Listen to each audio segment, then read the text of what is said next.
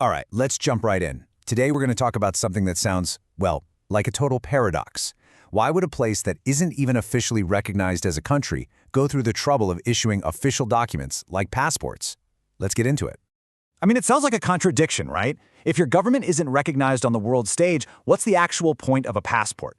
It's a really interesting puzzle, but one we're going to piece together. And the answer, you'll see, is way more practical than you might think. Okay, so here's the key to the whole thing.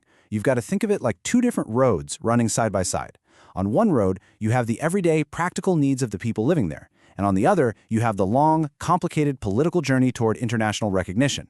And here's the kicker. One of those roads just can't afford to wait for the other. All right, so let's start digging into this identity puzzle. Why did these documents even exist? What are the fundamental human day-to-day needs that they're actually trying to solve? But before we even touch the messy world of politics, let's just strip this all the way back to the basics. Forget about countries for a second. At their very core, what are passports and ID cards really for? Turns out they're essential tools for just getting through modern life, no matter where you are. So first things first, and this is the big one, a passport or an ID. It just proves you are who you say you are. That's its most basic job. It connects you, the person, to your name, your birthday, your address. It's the bedrock of your official identity. And then, of course, there's the obvious one, travel. A passport is basically a formal request to another country saying, hey, can you please let this person pass through safely? Now, whether anyone actually lets you in is a whole other story, but you can't even get to the door without that document in your hand. I mean, just think about your own day-to-day life for a second. You need some form of ID to open a bank account, to go to a doctor, to sign up for school, to get any kind of social benefits. They're basically the keys that unlock, well, everything. And last but not least, these things confirm your legal status wherever you are. They prove that you're a resident or maybe a citizen, and that determines all your rights and responsibilities. Without it, you're pretty much a ghost in the system, stuck in this awful legal limbo. Okay, so when you keep all those basic needs in mind, you can really start to see the problem here, right?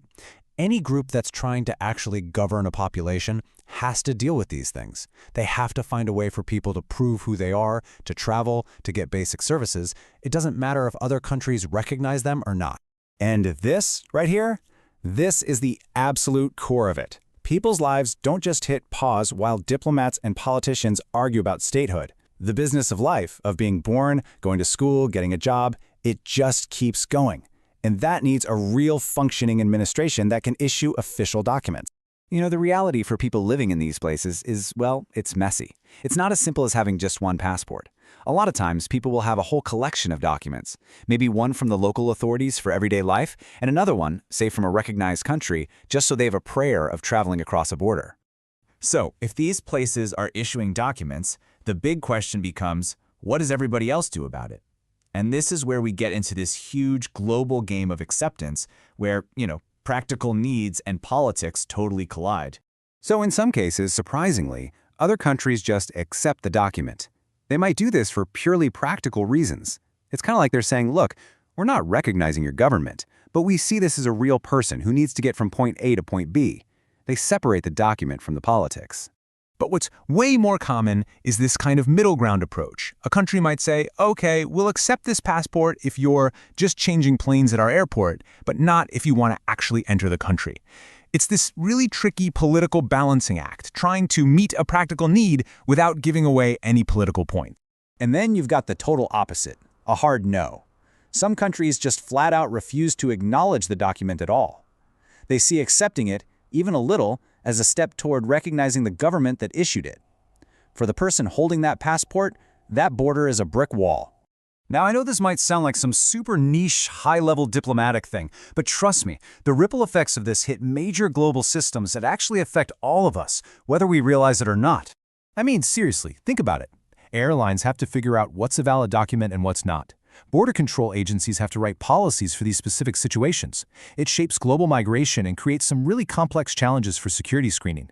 So getting this puzzle right isn't just an academic exercise. It's absolutely critical for keeping these massive global systems from grinding to a halt. So when you boil it all down, after everything we've looked at, the main point is something incredibly human.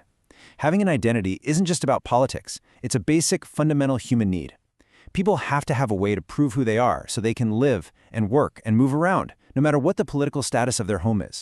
And all of this leaves us with one last, really big question to chew on. If we all agree that having a recognized identity is a basic need, maybe even a human right, then who gets to decide who can grant it? Who has that authority and that responsibility? There are no easy answers here. And that question, it really gets to the very heart of what it means to be a state and a citizen in the world today.